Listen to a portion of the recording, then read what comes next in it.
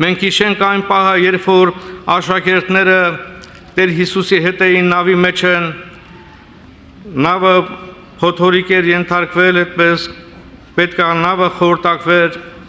աշակերտները թեպետև Տեր Հիսուսի հետ էին, եղբայրներ քուրեր, բայց նրանք ոնց որ որպես Աստված, որպես զորավոր մի անձ, աշակերտները չէին տեսնում Տեր Հիսուսին, որ ինքը կարող է իրենց օգնել։ Սովորական մի մարդ կտեսնեին, այո, շատ բան այդպես մտքով հասկանում են, բայց չէին հասկանում, որ նա Աստված է, ամեն բան կարող է։ Եվ մենք էլ ինչքան է եղել, գալիս ենք հավաքույթների գնում, պաշտամունքների ենք մասնակցում, շատ աղոթներ ենք անում, բայց երբ որ մենք ունենում ենք նավաբեկություն մեր հոգևոր կյանքի մեջ, ոնց որ թե մենք չենք տեսնում, որ Տեր Հիսուսը մեր կողքին է, մեզ հետ է, եւ այսօր ինչքան կարևոր է, սիրելի հոգի,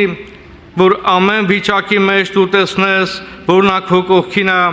նրա ձեռքը չի կարճացել քեզ օգնելու, նա միշտ մոտիկ է քեզ օգնելու քո անկած մեռած վիճակից հանելու,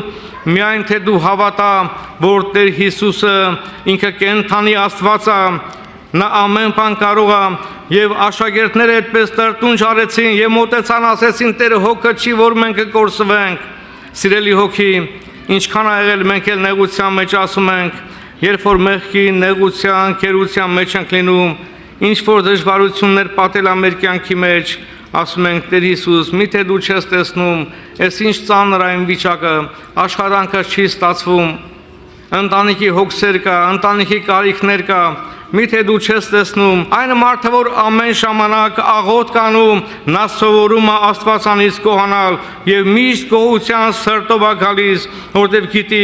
Աստված իր կյանքի մեջ ամեն բան բարին գործակից անում։